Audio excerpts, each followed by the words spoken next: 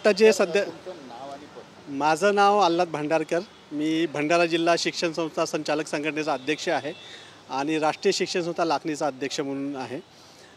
काल आम्ही म्हणजे आमच्या भंडारा जिल्ह्यातल्या 2 संस्था म्हणजे माझी एक संस्था राष्ट्रीय शिक्षण संस्था या संदर्भात सदर पोलीस स्टेशनला एक तक्रार दाखल केलेली आहे।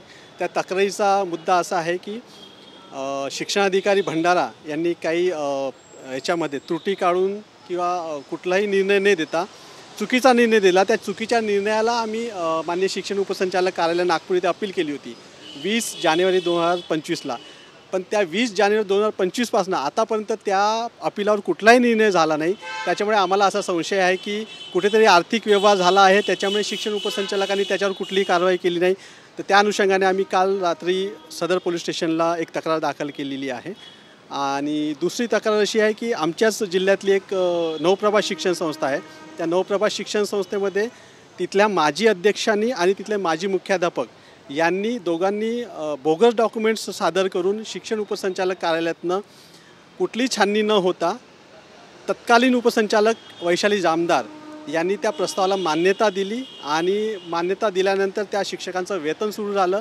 त्या संदर्भात पण त्यांनी शिक्षण संचालक कार्यालयाला तक्रार दिलेली होती, वरती पोलीस स्टेशनला तक्रार दिलेली होती, पण त्याच्यावर कुठलीही कारवाई झाली नाही। त्यामुळे सदर शिक्षण संस्था चालकाचे जे सचिव आहेत हेमंत बांडुबुजे यांनी माझ्यासोबत सदर पोलीस स्टेशनला येऊन त्यांची पण तक्रार दाखल केलेली आहे आणि तिथले जे पी आहेत ठाकरे साहेब त्यांनी आम्हाला आश्वासन दिलेलं आहे। आमची मागणी अशीच आहे की शिक्षण उपसंचालक नरड आणि शिक्षण उपसंचालक कार्यालय यातील जे कोणी दोषी असतील त्यांच्यावर कारवाई व्हावी आणि त्यांना सस्पेंड करावं अशी आमची एकंदरीत मागणी आहे। तुम्ही आता भंडारा जिल्ह्याचे अध्यक्ष या नात्याने याची व्याप्ती तुमच्या जिल्ह्यात किती असेल, किती शिक्षण संस्था असेल, किती बोगस शिक्षक? जवळपास आमच्या माहितीनुसार 10-12 शिक्षण संस्था अशा आहेत ज्यांनी फर्जी डॉक्युमेंट्स आणि बोगस दस्तावेज सादर करून माध्यमिक आणि उच्च माध्यमिक शिक्षकांची मंजुरी घेतलेली आहे।